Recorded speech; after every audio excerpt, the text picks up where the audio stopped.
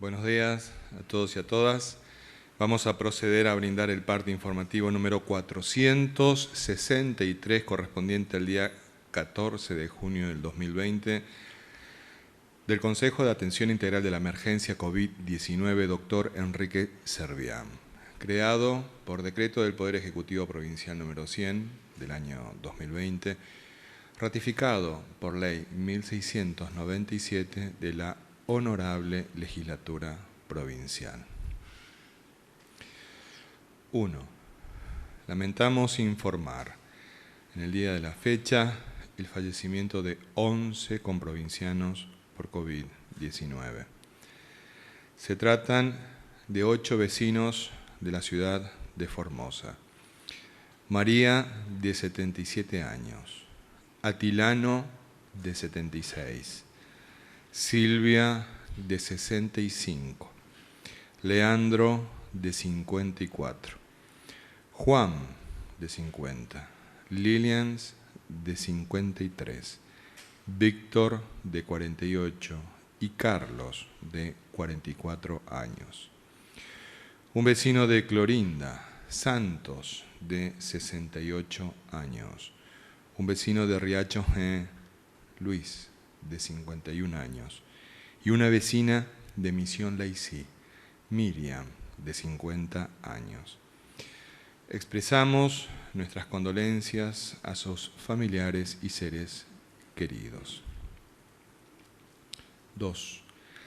En las últimas 24 horas se han realizado 3.363 test de vigilancia y búsqueda activa de casos, arrojando 328 de ellos resultados positivos a coronavirus, con un 9.8% de positividad, en personas de entre 3 años a 82 años de edad, correspondiendo estos casos a Ciudad de Formosa, 217, 16 casos en Riacho y Laguna Yema, Pirané 13, Laguna Blanca 10, Villa 213 9, Ingeniero Juárez 7, 5 casos en Las Lomitas, en Misión Tacaglé y Los Chiriguanos, 3 casos en Clorinda y Villafañe, 2 casos en Laguna Nainec, General Mansilla, en Colonia La Primavera, Comandante Fontana, Estanislao del Campo y Bartolomé de las Casas, y 1 caso en Pozo del Mortero, Ibarreta, Misión Laicí, 3 Lagunas, Mojón de Fierro. Se verificaron también 2 ingresos desde otras jurisdicciones. Un positivo es desde la provincia de Buenos Aires y el otro es desde la provincia del Chaco. El detalle de las características de cada uno de estos casos, si fue por contacto estrecho, búsqueda activa o consulta espontánea, lo podrán observar en el parte respectivo que estará colgado en las redes oficiales de gobierno una vez finalizada esta conferencia de prensa. 3. En el día de la fecha se dará de alta médica a 756 pacientes recuperados, que corresponden a las siguientes localidades: Formosa, Clorinda, Misión Laicí, Pirané, Ingeniero Juárez, Espinillo, Estanislao del Campo, Laguna Yema, Las Lomitas, El Colorado, Ibarreta, Colonia Pastoril, Belgrano, Villafañe, Mojón de Fierro, Comandante Fontana, Laguna Nainec, Herradura, 3 Lagunas, General Güemes, El Chorro, Misión Tacaglé, San Martín 2, Villa 213 y Villa Escolar. También el detalle de las altas de cada una de estas localidades en el parte respectivo que estará colgado en las redes oficiales de Gobierno de Formosa una vez finalizado esta conferencia de prensa. 4. Los datos acumulados de la provincia al día de hoy son los siguientes. Total de casos diagnosticados, 40.286. Total de pacientes recuperados, 34.057. Casos activos, 5.517. Fallecimientos por coronavirus, 677. Casos en tránsito con egresos de la provincia, 35. Cantidad de test realizados a la fecha, 640.833, lo que representa una positividad del 6.29% acumulado. 5. Los números de las últimas 24 horas relativos a la tarea preventiva que lleva adelante la policía en toda la provincia son los siguientes. Ingresos de camiones de carga, 453. Ingresos a la provincia, 89 vehículos y 177 personas. Control en la vía pública, 25.155 personas y 3.961 vehículos. Infracciones, 16 vehículos y 326 personas por incumplimiento de medidas sanitarias. Fiestas privadas intervenidas, 4. Violación de cuarentena por contacto estrecho, 2. 6. Avanzando en la campaña de vacunación contra el COVID-19, informamos que ayer recibieron la vacuna las personas que integran las clases 1961 a 1976, residentes en las localidades de Laguna Yema, Pozo del Mortero, Sumayén, Chiriguanos y El Cimbolar, así como los residentes en las localidades de Ingeniero Juárez, Las Cañitas y Misión Pozo Yacaré de las clases 1961 a 2003. Tarea que continúa en estas últimas localidades en el día de hoy. Asimismo, hoy también están recibiendo la segunda dosis de la vacuna Sinopharm todos los residentes de la ciudad de Formosa que hayan recibido la primera dosis de esta vacuna hace 21 días o más. Finalmente, recordamos que mañana martes 15 de junio estarán recibiendo la segunda dosis de la vacuna Sinopharm todos los residentes de la ciudad de Clorinda que hayan recibido la primera dosis de esta vacuna hace 21 días o más. 7. Comprovincianos. En el día de hoy superamos los 40.000 casos de COVID-19 detectados en la provincia desde el inicio de la pandemia. Cabe recordar que cuando se iniciaron los actuales brotes de contagios a inicios de marzo de este año, teníamos en la provincia menos de 1.500 casos detectados. Es decir, que en poco más de 3 meses, desde los primeros días de marzo a hoy, los contagios se multiplicaron por 27 y se esparcieron por toda la geografía provincial. Estos datos sanitarios, objetivos e innegables, nos enseñan que la capacidad de daño que tiene el virus depende en gran medida de nuestra conducta como individuos y como comunidad. Así como el negacionismo y la irresponsabilidad favorecieron un aumento exponencial de los contagios, también la conducta responsable de toda la comunidad formoseña, cumpliendo las medidas implementadas, está logrando la disminución de los mismos, tal como lo advertimos en las últimas semanas.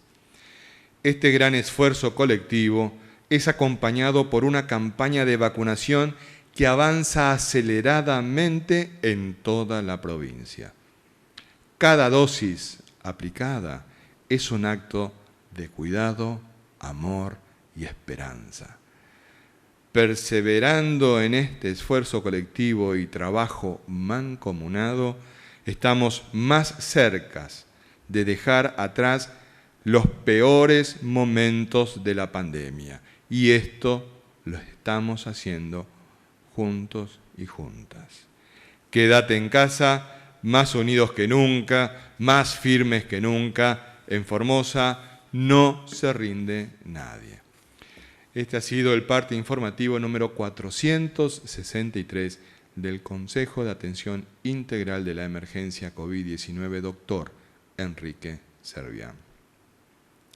Y es así, es una verdad innegable que desde marzo a hoy los contagios se multiplicaron, se dispararon 27 veces más. Es necesario tomar conciencia de ello, puesto que si no, vamos a estar obligados a repetirlo. Por ello, siempre la historia es madre y maestra. No debemos olvidar. Y sin embargo, también, la conducta responsable, comprometida y solidaria de la inmensa mayoría del pueblo formoseño está dando muestras con datos concretos e innegables que juntos estamos logrando revertir la curva de contagios, pero también porque juntos estamos llevando adelante el más formidable proceso de vacunación en la historia argentina, juntos, Estado Nacional, Estado Provincial y Pueblo de Formosa. Por ello, como somos una gran familia que habita este hogar común, que es nuestra casa común, la provincia de Formosa, nos importa mucho el estado de salud de nuestros comprovincianos que en este momento están cursando la enfermedad. Con esta información, nuestro médico infectólogo, el doctor Julián Vivolini. Doctor. Muchas gracias. Buenos días. Saludos a todos y a todas. Bueno, actualmente hay 143 personas que están necesitando la unidad de terapia intensiva en toda la provincia, exclusivamente para COVID, por supuesto. Este grupo de personas que, si uno más o menos ve los días de evolución, todos corresponden a aproximadamente, la gran mayoría, más del 80% de personas que se diagnosticaron hace más de 10 días. O sea que están repercutiendo todavía aquellos diagnósticos que ocurrieron en dicha oportunidad. Es por eso que todavía persiste una utilización significativa todavía de la terapia intensiva en comparación con los diagnósticos que van bajando. Pero esto, como habíamos hecho mención en otras oportunidades, es normal que ocurra eso porque los cuadros se descompensan desde el diagnóstico luego del 5º, 7º o 10º día aproximadamente. Así que todavía va a estar repercutiendo en terapia intensiva este grupo de pacientes que se diagnosticaron en tiempo atrás. Luego se irá viendo su descenso, obviamente, acompañando estos descensos en estos últimos días de los nuevos casos. Pero hasta que pase eso, todavía tendremos un grupo importante de pacientes que utilicen la terapia y que, por supuesto, ya que tienen una alta mortalidad en ese grupo, irán apareciendo, por desgracia, este grupo de personas que evolucionan desfavorablemente y terminan en el fallecimiento. Por lo tanto, todavía tendremos un número significativo en estos transcurso de estos días. Por eso siempre hacemos insistencia de seguir cuidándonos con todo lo que se pueda. Tenemos que tener paciencia todavía con las vacunas. Necesitamos que todavía hay mucha gente que todavía no se vacunó. aquellas personas que ya tuvieron la oportunidad de vacunar, si todavía no lo hicieron, acérquense a su centro de salud para planificar su vacunación. No es que se canceló y nunca más se van a poder vacunar. Si usted perdió el día, la oportunidad, igual todavía se puede vacunar, así que acérquese a su centro de salud para planificar cuándo se puede vacunar, así se pide la dosis correspondiente para que usted complete su carnet. O sea, vacúnese, es una herramienta fundamental que está aplicando todo el mundo, con muy buenos resultados en muchos lugares cuando ya alcanzó el nivel significativo de vacunación, que es lo que queremos alcanzar para que toda la población también se beneficie. Aquellos que no se puedan vacunar por algún motivo sean cubiertos como en rebaño, por eso decimos la protección en rebaño, de aquellos vacunados con los no vacunados. Gracias. Muchas gracias, doctor.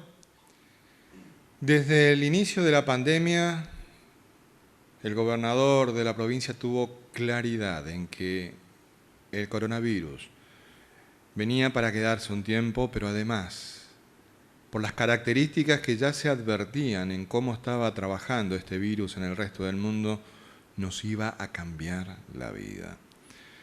Iba a afectar todas nuestras vidas, tanto el aspecto de la salud, pero también las relaciones sociales, los aspectos culturales, la normalidad que veníamos llevando hasta ese momento, la cotidianeidad se modificó. Por lo tanto, tiene una multidimensión la manera en que este virus ha impactado en nuestra vida, tanto a los individuos como también a la comunidad. Por ello, cuando crea el ámbito específico para atender esta situación de pandemia, crea un Consejo de Atención Integral de la pandemia, COVID-19.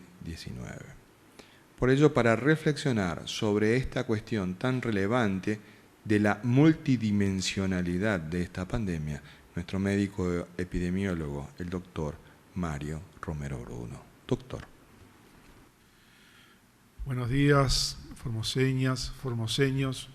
Realmente este momento también para ilustrar, para entender, para darnos cuenta de que no podemos hablar únicamente del COVID-19 centrándonos en un aspecto sanitario, en un aspecto particular económico, en otro aspecto laboral, en otro aspecto educacional, alimentario. ¿Sí? Realmente esta pandemia nos alteró la vida como la conocíamos. No sabemos hasta cuándo tenemos que seguir transitando con esta situación. Difícil, por cierto, difícil, inimaginable por cualquiera de nosotros hace un poco más de un año y medio atrás. O sea, nadie pensaba esta situación. Nos toca vivir un momento en la historia humana que realmente va a quedar, sí, quizás escrita, cómo nos hemos comportado, qué hemos hecho, cómo evolucionó. Pero tenemos que entender esta situación desde varias perspectivas, desde varios lugares, para entender claramente qué significa lo que nos está ocurriendo. Entonces, en este gráfico ilustrativo, rápido, simplemente allá en diciembre del año 2019, cuando comenzó esto en China, en Wuhan, se encontró este virus. A partir de eso se vio rápidamente la evolución que tuvo, la propagación de este nuevo virus que había mutado desde los animales. Y realmente la OMS declara entonces sí una situación de salud pública de emergencia internacional. Y a partir de ahí esta epidemia se va desarrollando y en este cuadro se ven las amenazas que significan, lógicamente, para la humanidad esta situación, cuáles son las personas más vulnerables y cuáles son los factores de riesgo de las personas que pudieran tener mayor consecuencia de esto, ¿no? Y acá también se analizaron varios aspectos, desde aspectos de comorbilidades, del conocimiento, de la inseguridad alimentaria, del hacinamiento, de problemas de acceso al agua potable, los sistemas de salud. Todo eso hacía a los países más o menos vulnerables ante el avance que estaba teniendo y sigue teniendo, lógicamente, esta pandemia. Por otro lado, las dimensiones, por eso decimos que es multidimensional, tenemos que verla desde varios ángulos. Y en esto, lógicamente, que nos afectó nuestra vida social, nuestra vida cultural, la cuestión económica, la cuestión productiva, laboral, las cuestiones ambientales inclusive, porque cuando el mundo se paró con esta situación también resurgieron nuevas especies, disminuyó la capa de ozono, hasta esas consecuencias que no la vemos todos los días, pero que impactan en nuestra vida. Y también las escalas, porque lo que pasa acá a nivel local, que pudiera ser a un barrio, a nivel municipal, también ocurre a nivel territorial, a nivel provincial, pero no nos quedamos únicamente en la provincia de Formosa. También tiene un contexto nacional, tiene un contexto regional, tiene un contexto global. Es una pandemia y eso es lo que tenemos que entender. Entonces, a partir de ahí, quiero usar como ilustración una parábola en la antigüedad, donde había 6 hombres ciegos que pasaban la hora compitiendo entre ellos, y realmente nunca habían visto un elefante, sin embargo cada uno tenía una idea de cómo podía ser, hasta que por fin se le acerca un elefante y cada uno de los ciegos, de estos 6 sabios ciegos, comienza a tocar una parte de este elefante. Entonces uno toca la parte del tórax, digamos así, la parte del abdomen, comienza a palpar y dice que es una gran pared de barro que está secada al sol. Esto fue el pensamiento de cómo era un elefante. Otro inmediatamente agarra los colmillos y dice, sin duda, este animal es como una lanza. Otro agarra la trompa y dice, el elefante es como una gran serpiente. Otro sabio agarra la cola y dice, no, el elefante es igual a una vieja cuerda. No, dice el quinto sabio, que tocaba la oreja, el elefante es como un gran abanico plano. Por último, el más anciano, que apenas llegaba al elefante, tropezó con sus patas y dijo, no, el elefante tiene la forma de un tronco de una gran palmera. Así que imagínense cómo lo vieron a la realidad estos 6 ciegos sabios que discutían acerca de cómo era. Así también nosotros podemos centrarnos en un solo aspecto que pueda tener esta pandemia y centrarnos y pensar que ese es todo en la pandemia. Sin embargo, tenemos que entender en esta multidimensión que tiene la pandemia, que tiene dimensiones sanitarias, sí, analizamos diariamente los contagios, cómo se transmite, cómo este nuevo virus ha aprendido inclusive a tener estas variantes nuevas, qué consecuencias tienen, cuántos fallecidos, quiénes son los fallecidos, quiénes son las personas vulnerables, cómo enfrenta el sistema de salud esta pandemia, en su organización, en su infraestructura, equipamiento, el personal de salud. Y ahora las vacunas, diariamente damos los informes de la vacunación, que es la esperanza que tenemos próximamente para que podamos salir de esta situación. La salud mental, lógicamente que está afectada, emocionalmente, a todos nos afecta. Consecuencias del aislamiento, de los nuevos cambios de vida y también consecuencias de lamentar los fallecimientos de personas conocidas y amigas. ¿Cómo no nos va a afectar emocionalmente esta situación? A nivel económico, sí, siempre se debatió qué era primero, la salud o la economía. Siempre nosotros pensamos desde un principio, por nuestra filosofía de vida, que es profundamente cristiana y profundamente humanista, de que el ser humano está en el centro de todas las acciones. Y en eso está la salud y la vida primero. También en eso defendimos siempre el bien común. Y son todas las propuestas, y un Estado presente ha hecho que, lógicamente, prioricemos por sobre todo estos aspectos que han salido de las reuniones que se tiene diariamente con un equipo de trabajo que abarca todos los aspectos. La economía, lógicamente, y acá fue el debate, ¿qué estaba primero? Si era producir o si era primero la salud. Y así algunos países priorizaron la economía, como Estados Unidos, como Brasil, desestimando esta gripeciña, decían que iba a pasar. Sin embargo, son los países que más muertos tienen que lamentar. Y la economía no ha crecido tampoco en esos países, al contrario. A nivel microeconómico, lógicamente, que a todos nos afecta más, y hay personas que les afecta más. Las personas que tienen, lógicamente, independencia laboral o que tienen un trabajo precario, lógicamente que entendemos que es un aspecto de la pandemia que también tenemos que analizarlo. La producción, y nos tocó también en esto, particularmente a nivel provincial, pasar por todo un año de sequía, como fue el año pasado. También hemos tenido que enfrentar otras consecuencias que nos hicieron también priorizar ciertos lugares que estaban inclusive sin acceso al agua. Las cuestiones sociales, el comportamiento social, las costumbres, los hábitos que no ha cambiado. Comenzamos a usar barbijo, tenemos que lavarnos las manos periódicamente, el distanciamiento social, ¿cuánto nos cuesta? Siendo que somos una población, somos seres humanos afectuosos, nos saludamos, nos abrazamos, todo eso nos ha cambiado y sí entendemos que es parte de esta pandemia. La educación, por supuesto, que hemos perdido días, meses de educación de nuestros hijos, pero también entendemos de que no lo queremos exponer ni a ellos ni al resto de la comunidad a esta transmisión. ¿Cómo han influido los medios de comunicación en todo esto?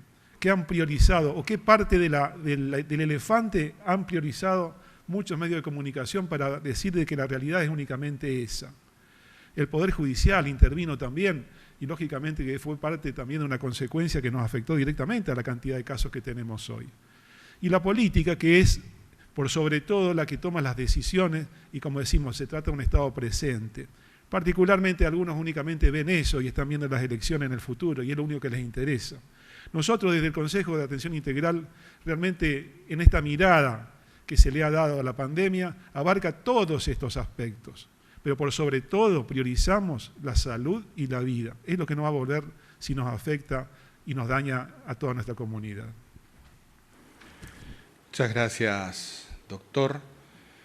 Verdaderamente esto nos ha cambiado la vida y en ese sentido también el rol que hemos tenido cada uno de nosotros antes de la pandemia ha tenido que ser ajustado a esta realidad.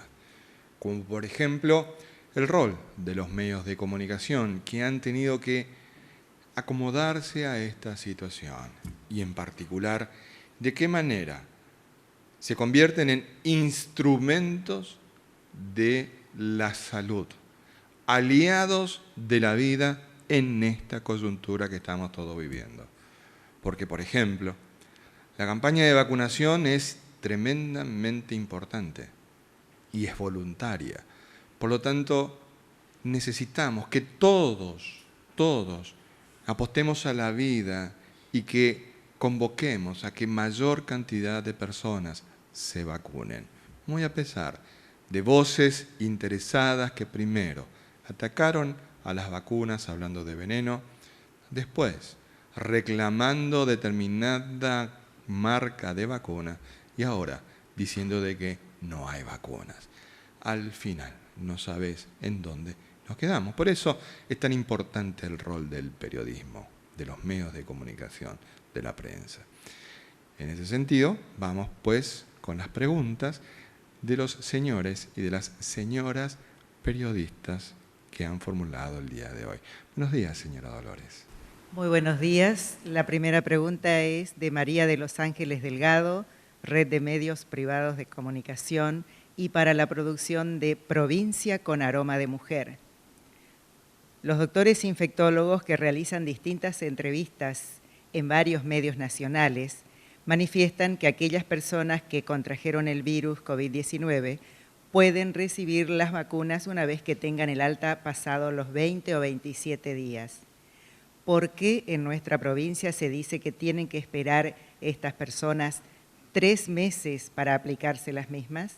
Y en la ciudad de Formosa, ¿cuándo se van a aplicar las personas de las clases 1991 a 2003 que no sean pacientes de riesgo? Muy bien. Con una consulta de esas características nos va a permitir una vez más explicar del por qué la sugerencia que venimos realizando siempre. Doctor Vivolini, por favor.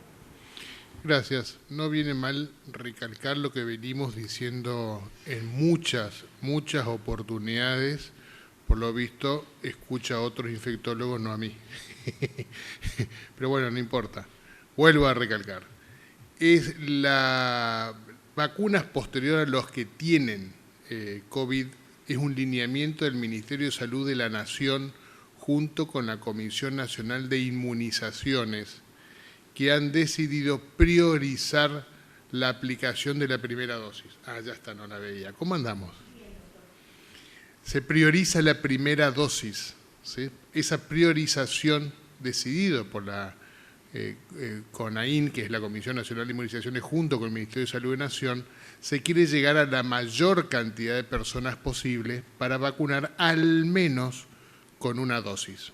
Con esa idea, entonces se prefiere esperar 3 meses a estas personas. ¿Por qué? Porque en ese tiempo es sumamente y poco probable que se revuelvan a reinfectar. Por lo tanto, en ese tiempo post-infección estarían cubiertos durante todo ese tiempo o protegidos justamente causado por la infección propiamente dicha, causado los días previos, los tiempos previos. No está diciendo que no se pueden vacunar y tampoco es Formosa que está haciendo eso. Es el país que está aplicando esa condición a través del Ministerio de Salud de Nación junto o el asesoramiento de la Comisión Nacional de Inmunizaciones, que es el CONAIN. O sea, la nación está aplicando esos lineamientos. Formosa se adhiere al mismo, ya que formamos parte de la Argentina y estamos dentro de un marco regulatorio que compartimos, por supuesto, por lo tanto hacemos el seguimiento. No hay una contraindicación, lo que estamos diciendo es que queremos priorizar a aquellas personas que al menos reciban una dosis. ¿Por qué? Porque si vacunamos a estas personas que ya tuvieron recientemente una infección, le sacamos la posibilidad de vacunar a otras personas que ni siquiera tuvieron la infección aún y tienen un alto riesgo que si se infectan puedan evolucionar desfavorablemente. Por lo tanto, hay que pensar en esas personas que aún no adquirieron la infección y no tienen la vacuna todavía. Por lo tanto, habría que priorizar a ese grupo de personas. La segunda parte de la pregunta, si me permiten, tiene que ver con nuestra campaña de vacunación, que es una campaña estratégica, y en la provincia de Formosa tiene un criterio estrictamente epidemiológico. Entonces, por un lado tenemos aquellos que nos tratan de mostrar una realidad que no es, por ejemplo, poniendo en duda que nosotros vacunemos a nuestra población y deslizando información errónea respecto de que escondemos dosis, las guardamos. ¿En qué cabeza cabe?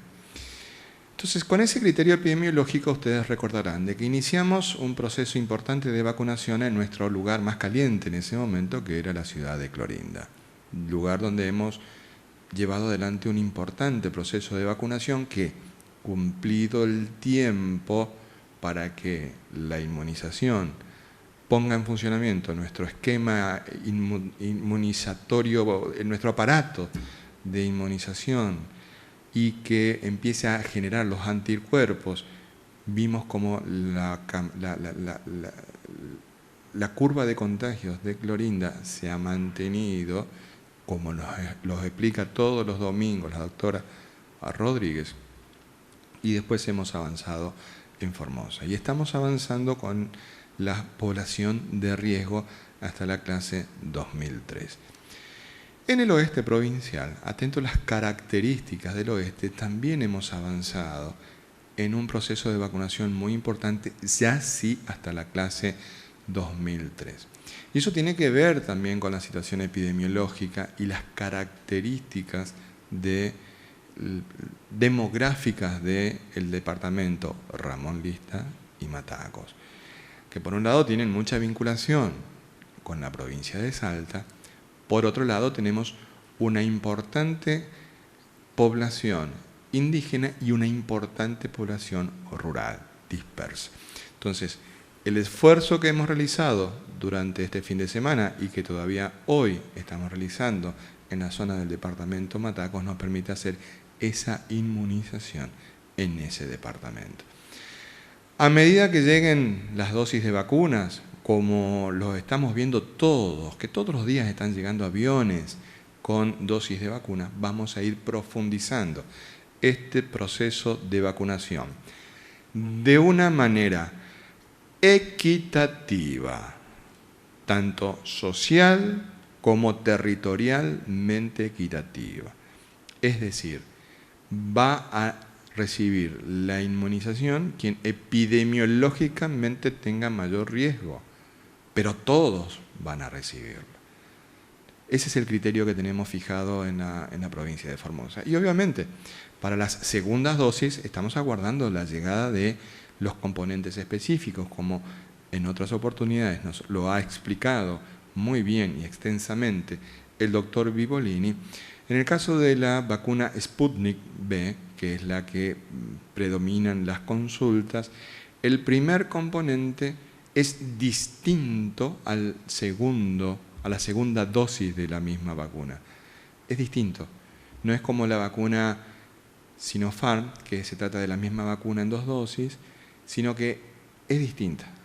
Son 2 vacunas distintas, la primera dosis de la Sputnik V y la segunda dosis. Entonces, ni bien llegamos a recibir la vacuna Sputnik V segunda dosis, vamos a realizar la vacunación de las personas que ya hayan recibido la primera dosis.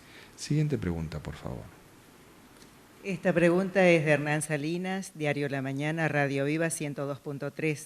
Queremos saber, solo para aclarar, ya que recibimos muchas consultas, ¿hasta qué hora está permitida la circulación de personas en Formosa, teniendo en cuenta que la prórroga del DNU que rige a nivel nacional establece para los distritos que están en alerta epidemiológica un horario de restricción de 20 a 6 de la mañana del día siguiente?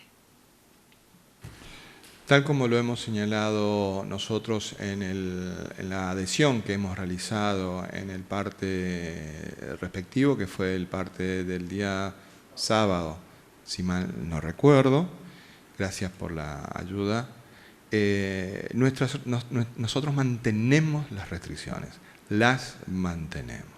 Es decir, los horarios que veníamos transitando siguen exactamente igual. Y también son llamativas las consultas que realizan en las distintas plataformas comunicacionales, que dicho sea de paso, también nos ayudan y mucho para ir viendo por dónde pasan también los intereses de las personas. Es una gran colaboración que nos prestan. Obviamente hay algunos que se exceden en el uso del lenguaje, tan rico por cierto es el castellano, que no tenemos que caer en ese tipo de adjetivaciones con alguien que puede no gustarle. Así que muchas gracias a todos los que participan a través de las plataformas de comunicación privadas. Siguiente pregunta, por favor. Esta pregunta es de Sergio Lázar, Radio La Mira 101.5. Los cadetes y aspirantes a policías están realizando tareas de seguridad y prevención en la vía pública, como control de documentos personales y vehiculares, cordón de seguridad en edificios públicos. ¿Cuál es la norma legal que los habilita cuando no tienen estado policial y no fueron nombrados policías por decreto del Poder Ejecutivo Provincial? Sí, es una pregunta interesante, puesto que nos va a permitir ir explayando en algunos aspectos, puesto que quien la realiza es un personal policial retirado, pero obviamente cuando él estudió allá hace tiempo y a lo lejos ya está retirado, era otra forma de formación policial que ha sido absolutamente transformada. Es otra la formación policial. No tiene nada que ver cuando usted estudió a lo que hoy es formarse como personal de la policía. Ni en la escuela de agentes, comúnmente conocida como escuela de agentes, ni en la escuela de cadetes. Son transformaciones profundas que hemos llevado adelante en cuanto a la formación policial. Es bueno indicar de que, en primer lugar, hay una afirmación equivocada. Nuestros estudiantes, tanto los aspirantes como agentes, como los cadetes de la policía, no realizan ningún cordón de seguridad en ningún edificio público. Afirmación que corre por exclusiva cuenta de quien ha formulado esa pregunta. El otro aspecto forma parte de las prácticas profesionalizantes. Cuando una persona se forma en cualquiera de las materias en las cuales quiere desarrollar su vocación de servicio, tiene que tener una práctica profesionalizante. Pues bien, la están llevando adelante en un marco pedagógico. Entonces, por ejemplo, ustedes habrán advertido de que el personal policial, cuando hay algún control, siempre tiene la supervisión de un personal en actividad de mayor experiencia y que cuenta con la supervisión de esa interactuación que llevan adelante cadetes y agentes para que vayan tomando la práctica de cómo relacionarse y vincularse. Además, nadie puede negar el buen trato que tiene nuestro personal policial en los controles. Nadie. Y en particular, si estos son llevados adelante por el personal en actividad y que cuentan con la práctica profesionalizante de nuestros cadetes y de nuestros aspirantes agentes. Verdaderamente hay que felicitar esta iniciativa, hay que saludar esta iniciativa, de qué manera y con cuánto tacto llevan adelante su tarea pedagógica, tanto el personal que tiene experiencia como nuestros jóvenes, varones y mujeres, agentes, aspirantes agentes y cadetes en su afán de formarse y aprender para servir mejor. Y todos tenemos que verdaderamente felicitar esta actitud, pero además el buen trato, la bonomía, son como hijos e hijas de nuestra tierra, como cualquiera de nosotros, que nos atienden de muy buena manera. Yo no puedo sino felicitar realmente esta actividad pedagógica que está prevista en la currícula de nuestros aspirantes a agentes y cadetes de la policía de la provincia. Siguiente pregunta, por favor. Esta es la última pregunta y es de Javier Ruiz, Radio Nacional Formosa. Teniendo en cuenta que los casos van en descenso y que ya se aplicaron más de 200.000 dosis de vacunas, ¿en qué porcentaje de vacunación poblacional estamos? ¿Y a cuánto se espera llegar en este mes si continuamos a este ritmo? ¿A cuánto tendríamos que llegar para estar más tranquilos? Vivolini, por favor. Sí, para contestar eso, hago dos menciones, dos situaciones distintas. Uno es, hay un estudio que se hizo en Brasil, en una localidad próxima a San Pablo, a 300 kilómetros aproximadamente, un poco menos, donde se inmunizó masivamente a la población, eran un poco menos de 30.000 habitantes. Para lograr qué porcentaje se necesita para poder controlar un brote o una situación de las características que estamos viviendo ahora con el coronavirus. Y eso se logró inmunizando, o se pudo lograr controlar la situación con el 75% de la población vacunada con 2 dosis que se habían aplicado en ese momento con una vacuna determinada. O sea que se deduce de ahí que al menos se necesita un 75% de la población vacunada para poder tener un control preciso sobre la situación.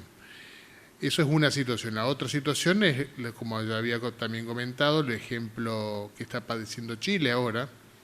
Ellos tienen un 60% de su población vacunada y a pesar de ello tuvieron que ir a fase más restrictiva, principalmente en el área metropolitana, porque aumentaron los números de casos y a su vez tienen mayor del 90% de la saturación de la terapia intensiva. Por lo tanto, realmente se necesita tener un alto porcentaje de la población vacunada. Nosotros hemos vacunado efectivamente un poco más de 200.000 dosis aplicadas, pero en esa no es 200.000 personas porque están incluidas la segunda dosis. La segunda dosis creo que son 40.000 o 50.000, no tengo el número exacto ahora, pero habrá alrededor de 160.000 o más de 160.000 personas vacunadas al menos con una dosis. Por lo tanto, queda todavía un buen trecho de personas a ser vacunadas. Además, hay que tener en cuenta que la población de Formosa, de 640.000 formoseños, no se puede vacunar al 100% porque hay algunas contraindicaciones en algún grupo, y otros menores de 18 años no se puede vacunar. Por lo tanto, todo ese grupo queda exceptuado a la actualidad. O sea que aproximadamente hay 425.000 o 427.000 personas que serían las posibles personas que se pudiesen vacunar en Formosa, o sea, los mayores de 18, toda la población mayor de 18 años. A ese grupo es el que podemos hoy vacunar, al menor de 18 no se puede. Por lo tanto, ya de por sí el 100% no va a poder ser, porque va a quedar toda esta población joven aún sin poder vacunar, hasta que más adelante seguramente aparezca alguna vacuna que se pueda aplicar en menores de esa edad. Por lo tanto, aún queda un buen trecho para seguir vacunando, todavía nos falta para llegar a ese rango de 75 o 70%, que es lo que aproximadamente uno puede manejar en base a estos estudios, así que aún falta vacunar gente, y por eso la priorización de la primera dosis, que siempre hacemos hincapié, y que por ello se difiere a 3 meses en aquellos que ya tuvieron el coronavirus, y no porque no querramos vacunarlos, sino porque tenemos que priorizar a aquellas personas que no tienen. Tenemos que llegar a ese porcentaje de vacunación lo antes posible. Muchas gracias, doctor. Agradecemos tanto la participación de tantos y tantas en las distintas plataformas de comunicación. Quiero agradecerle a Enzo Vera y a Karina Ojeda. ¿Se rieron? Bueno, es porque entendieron.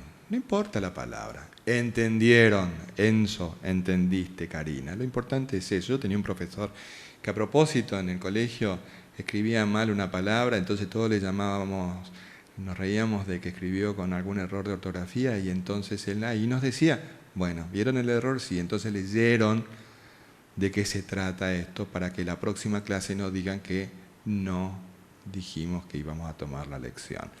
Entonces, Enzo, Karina, muchas gracias por reírse, nos reímos juntos. Vamos con algunas de las consultas que están realizando. Hay una consulta que es constante y que vamos a tratar de responderla en el día de hoy. Vamos a tomar en ese sentido una de las consultas que nos la realiza Valentina Rivas, y en esa línea hay muchas otras consultas similares. Me gustaría formular una pregunta. Dice, yo fui caso positivo a COVID y mi tía, que convive conmigo, fue aislada por contacto estrecho. Se hizo un hisopado el día que yo fui diagnosticada y otro a los 9 días de comenzar su aislamiento. Me dijeron de que con esos 2 hisopados negativos ya se puede considerar a mi tía de alta. ¿Es necesario que se realice un tercer hisopado? ¿Desde qué día empieza a contarse el periodo de contacto estrecho para considerarlo que no sea positivizado? Doctor Vivolini.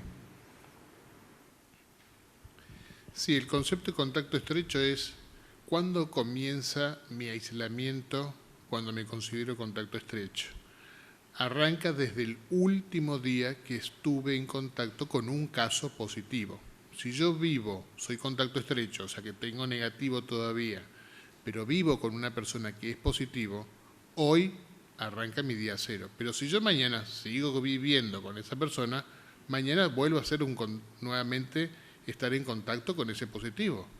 Entonces, si al día siguiente vuelvo a estar viviendo con la misma persona que es positivo, o sea, siempre arranca el día 0 porque es desde el último día del contacto que estoy con esa persona positivo. Desde ahí arranca a contar mi día 0 de ser contacto estrecho. O sea, si yo hasta que no le dan de alta a ese positivo, si yo estoy conviviendo con esa persona, hasta que le dan de alta, recién comienza mi día, porque hasta antes del alta me pudo haber contagiado ese último día, me pudo haber contagiado. Entonces entro en un periodo de incubación que dura hasta 12 días aproximadamente. Por lo tanto, el contacto estrecho siempre, por eso también hacemos tanto hincapié, tratar de sacarlo de ese ámbito a ese positivo para que no siga contagiando el grupo familiar, que es lo que nos ha pasado en estos últimos tiempos.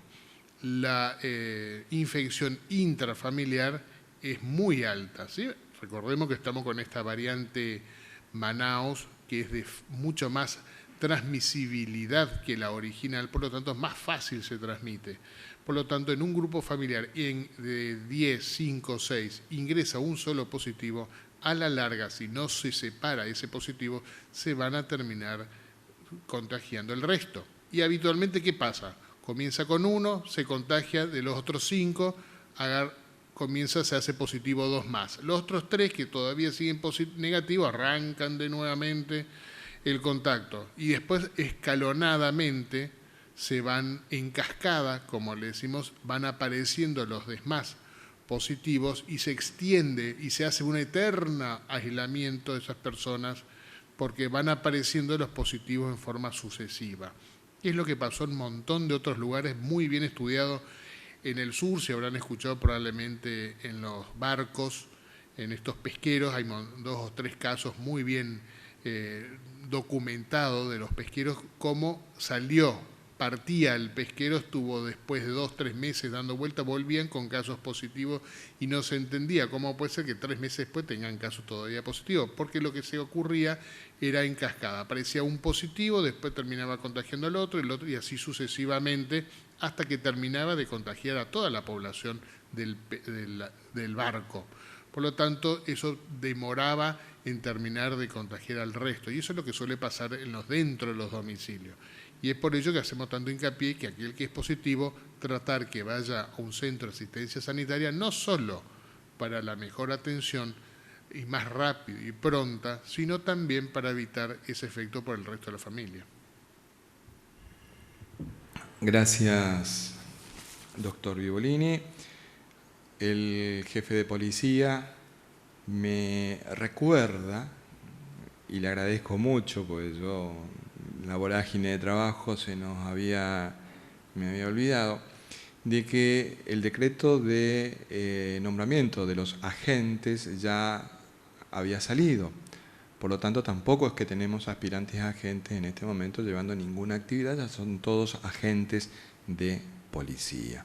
Y estamos en proceso de ir formando la nueva camada de agentes de policía de este año. Así que gracias al comisario general Walter René Arroyo, que es un fan destacado, por cierto, de esta conferencia de prensa, todos los días la mira. Doctor Mario Romero Bruno, tenemos una consulta bastante coincidente de Iris Longo, de la Peti AG, de Noelia Cantero, de Patricia Alejandra Barrios, de Verónica Roxana Acuña y de Orne Vega. En síntesis, plantean de que hay menos casos porque hubieron menos hisopados. Entonces sería conveniente, doctor, que podamos explicar lo que significa el índice de positividad para poder desmentir este análisis tan lineal que se está realizando. Doctor. Bueno, siempre estamos hablando de qué cantidad de hisopados se van realizando diariamente. En el caso de ayer fueron 3.363, sigue siendo un número bastante elevado comparado a lo que hacen en otros lugares. Siempre los fines de semana disminuye un poco. Solemos tener 5.000, 6.000, hemos llegado a 7.000. Entonces, lógicamente que la cantidad de hisopados varía en qué sentido. Primero se le realiza a las personas que voluntariamente se acercan a alguno de los lugares. O sea, dependemos de que las personas mismas vayan a alguno de los establecimientos de salud, centros de salud, hospitales, a realizarse el hisopado. Primero, ¿cuándo realizarse? Cuando tiene síntomas.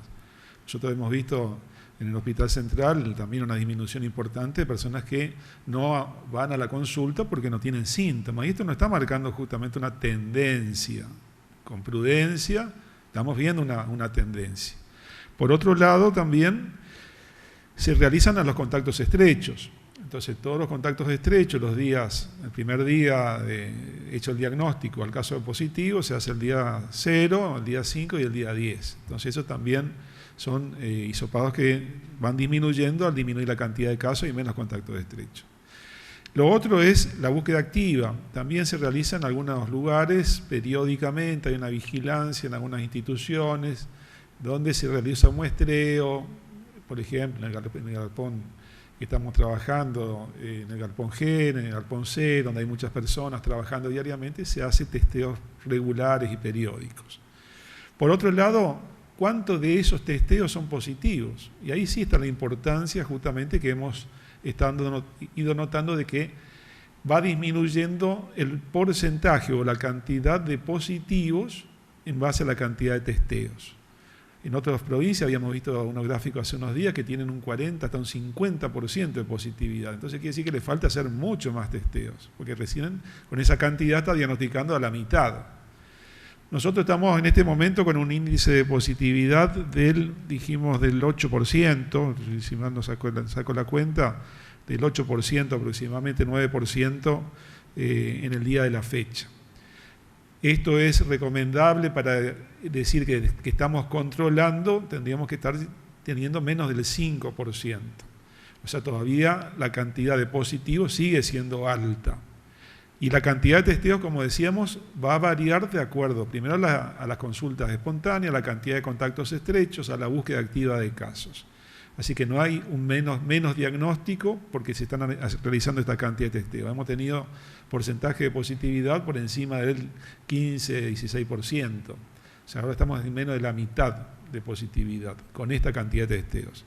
Es lo que se va a seguir realizando durante toda la semana. Personas que tienen síntomas tienen que ir a los centros de salud o establecimientos a realizarse el testeo, que es un tema también donde mucha gente prefiere quedarse en la casa, teniendo síntomas, poniendo en riesgo no solo su propia salud, sino también, si no tiene el diagnóstico, lo que hace es contagiar, justamente estamos hablando de los contactos estrechos, a su propia familia.